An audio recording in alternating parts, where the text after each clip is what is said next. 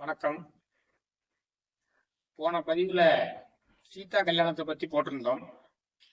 அதுல ராமனுடைய பெருமைகள் கூறப்பட்டது, எல்லாருக்கும் பிடிச்சிருந்ததுன்னு சொல்லி தொலைபேசி மூலமாகவும் வாட்ஸ்அப் மூலமாகவும் நிறைய பேர் வாழ்த்துக்களை தெரிவிச்சிருந்தீங்க. அவங்களுக்கெல்லாம் நன்றியை தெரிவிச்சு கொள்கிறேன். இன்னைக்கு ஒரு முக்கியமான செய்தியை தான் பார்க்க போறோம்.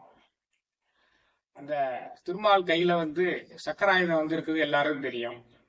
அந்த சக்கராயுதம் தோன்றிய தாற்பயம் என்ன, அந்த சக்கராயுதம் எப்படி விஷ்ணுகிட்ட சேர்ந்தது, விஷ்ணு அதையே நிரந்தரமாக்கி கொள்வதற்கு என்ன செய்தாங்க அப்படிங்கறதெல்லாம் இன்னைக்கு பார்க்க போறோம். இது ஜலந்தராசுரன் வதம் அப்படிங்கிற இதுலதான் வருது. இதற்கு ஆதாரமான பாடல்கள் திருமந்திரத்துல இரண்டாம் தந்திரத்துல காணப்படுது.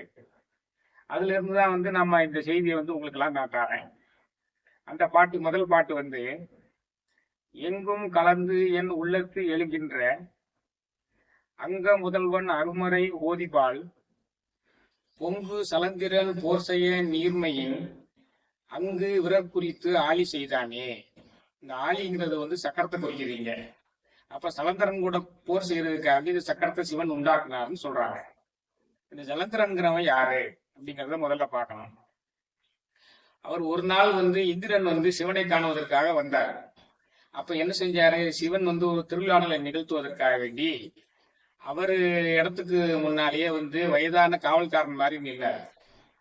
இந்திரன் வந்தவன் வேகமா உள்ள அப்படிங்கிற ஆத்திரத்துல சற்றும் யோசியாம, சிவலோகத்துல இப்படி இருக்குதே, இது சிவனுடைய திருவிழாடலா இருக்கலாமான்னு யோசிக்காம என்ன செஞ்சிட்டான், தன்னுடைய வஜ்ராயுதத்தை எடுத்து ஓங்கி ஒரு அடி வச்சுட்டான்.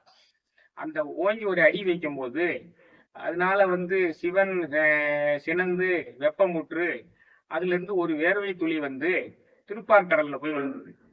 திருப்பார்கடல்ல போய் விழுந்த அந்த வேர்வை துளி திருப்பார்கடல்ல உள்ள ஒரு துளியோட சேர்ந்து ஜலந்திரன் என்ற குழந்தையா உருவாயிடுச்சு. இப்ப சிவனோட வேர்வை துளியும் அந்த விஷ்ணுடைய அம்சமான அந்த திருப்பார்கடல்ல ஒரு துளியும் சேர்ந்து வந்ததுனால இது அபார சக்தி உள்ள குழந்தையா வளர்ந்தது, அசுர குழந்தையா வளர்ந்தது. இந்த அசுர குழந்தை என்ன செஞ்சது, சிறுபிள்ளையா இருக்கும் பொழுதே ஒரு நாள் பிரம்மனோட தாடியை பிடிச்சு இழுத்துச்சு.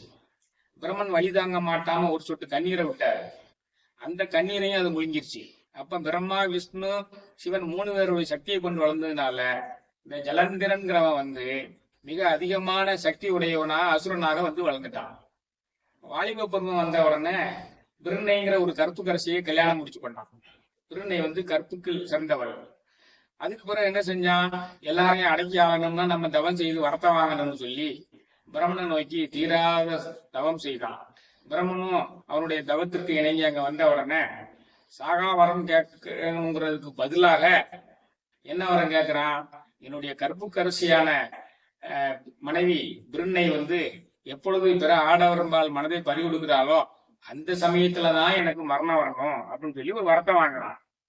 வரத்தை வாங்கி முடிச்ச உடனே வழக்கம் போல எல்லா அசுரர்களையும் மாறி இந்த லோகத்துல உள்ளவங்களை பூரா அடிச்சு கொடுமைப்படுத்துறான். பிரம்மலோகத்துல உள்ளவனை பூரா அடிச்சு கொடுமைப்படுத்துறான். விஷ்ணு லோகத்துல உள்ளவனை பூரா அடிச்சு கொடுமைப்படுத்துறான். அடுத்து சிவலோகத்துக்கும் போகணும்னு முயற்சி பண்ணான். இதை தெரிஞ்சுக்கிட்ட சிவன் என்ன செஞ்சாரு, திருமாலை கூப்பிட்டு அவன் இந்த மாதிரி வரம் வாங்கியிருக்கான், அவனுடைய மனைவி பிற ஆடவர் மேல எப்போ மனத்தை பறி கொடுக்குறாளோ அப்பதான் மரணம்னு வரம் வாங்கியிருக்கான். அதனால நீங்க அவனுடைய வடிவத்திலேயே அந்த பிருண்ணை முன்னால போய் தோன்றுங்க, மற்ற விஷயத்த நான் பாத்துக்கிறேன் அப்படின்னு சொல்றாரு. திருமாலும் அதே மாதிரி போய் பிருண்ணையினுடைய மனசை மயக்கிட்டாரு. அந்த சமயத்துலதான் இவன் சிவலோகத்துக்கு வாரான். வந்த உடனே பழையபடியும் வயதான முதியோர்கள் இடத்துல இந்த சிவன் அவனை தடுத்து நிப்பாட்டுறாரு. சிவனை பார்த்தனா உடனே போகணும்னு இவன் அடம் பிடிக்கிறான். அப்போ என்னைய ஒரு போட்டியில ஜெயிச்சுட்டு தான் நீ உள்ள போகணும் அப்படின்னு சொல்லி இந்த வயதான கிழவர் இடத்துல இருக்கக்கூடிய சிவன் சொல்றாரு. சரி, என்ன போட்டினாலும் வை அப்படின்னு சொல்ல உடனே தன்னுடைய வலதுகால் பெருவரலால நிலத்துல ஒரு வட்டம் போட்டு இந்த வட்டத்தை தூக்கி எடுத்து உன் தலையில வச்சுட்டேன்னா போயிடலாம் அப்படின்னு சொல்றாரு. நான் எவ்வளவோ பெரிய சக்தி பெற்றவன், இதையா செய்ய முடியாதுன்னு சொல்லி அவன் என்ன செஞ்சான், அந்த வட்டத்தை தூக்கி எடுத்து அப்படியே பறிச்சு எடுத்து இந்த தலையில வைக்கிறான். அது சக்கரமாக மாறி அவனுடைய தலையை 2 கூறாக பிளந்து விட்டது. அவன் அழிந்து விட்டான். இப்போ இந்த சக்கரம் அந்த வேலையை செஞ்சுட்டு சிவனிடமே விட்டது.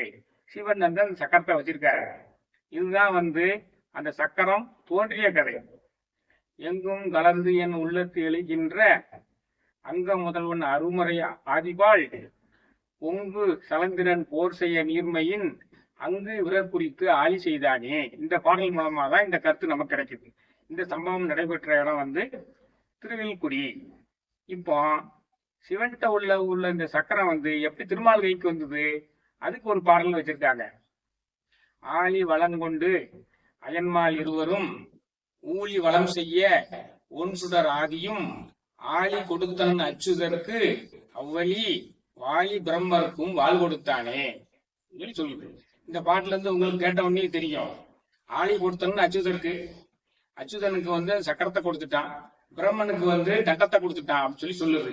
எப்ப எதுக்காக கொடுத்தான் அப்படின்னா, பிரம்மாவும் விஷ்ணுவும் யாருதான் பெரியவங்கன்னு சொல்லி போராடிக்கிட்டு இருந்தாங்க. அதுக்கு வந்து சிவன்கிட்ட வந்தாங்க. சிவன் வந்து ஒரு போட்டியை வச்சாரு. என்னுடைய முடியை நோக்கி ஒருத்தர் போய் கண்டுபிடிங்க, அடியை நோக்கி ஒருத்தர் போய் கண்டுபிடிங்க, யார் முதல்ல கண்டுபிடிக்கிறீங்களோ அவங்கதான் பெரியவன்னு ஒத்துக்கலாம் அப்படிங்கிறார். சரின்னு ஒத்துக்கொண்டு 2 பேரும் வந்து என்ன செஞ்சாங்க, பிரம்மா வந்து தலைமுடியை நோக்கி போனாரு, இவர் வந்து அடியை நோக்கி போனாரு. பன்னெடுங்காலம் 2 பேரும் போயிட்டே இருக்காங்க, பார்க்க முடியல. பிறகு தன்னுடைய தவற உணர்ந்து என்ன செஞ்சிட்டாங்க, பன்னெடுங்காலம் வந்து தவம் செய்யறாங்க. தவம் செய்யும் பொழுது அவர் வந்து நெருப்பு வடிவில ஒன் சுடர் ஆதியா நெருப்பு வடிவில வந்து திருவண்ணாமலையில வந்து தோன்றாங்க.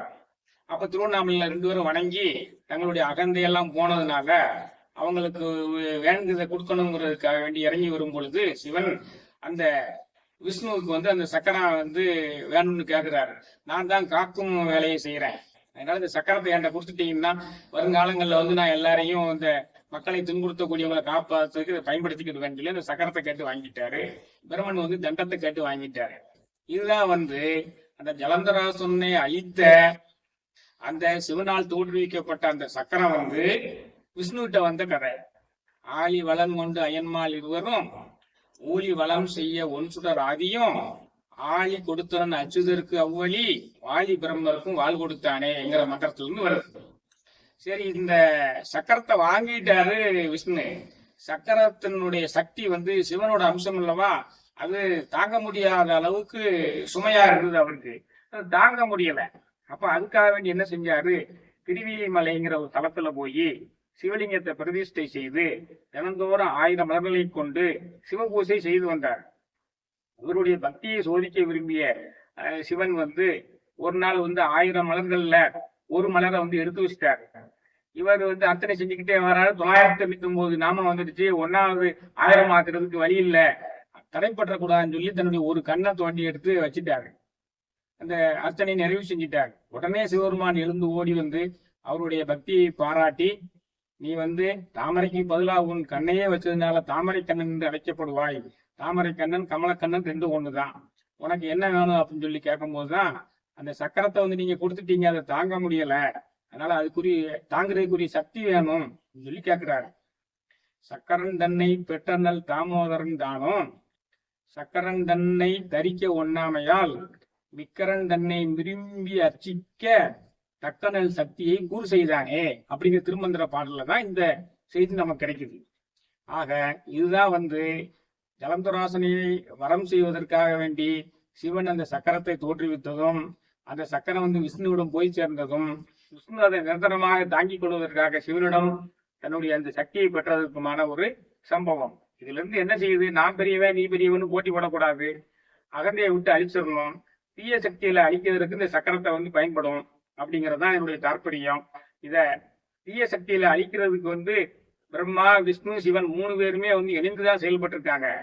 அதைத்தான் வந்து இன்னொரு பாடல்ல வந்து ஆன சமயம் அது இது நன்றெனும் மாயம் மனிதர் மயக்கம் அது ஒளி காணம் கடந்த கடவுளை காணுமின் ஊனம் கடந்த உருவதுவாமே.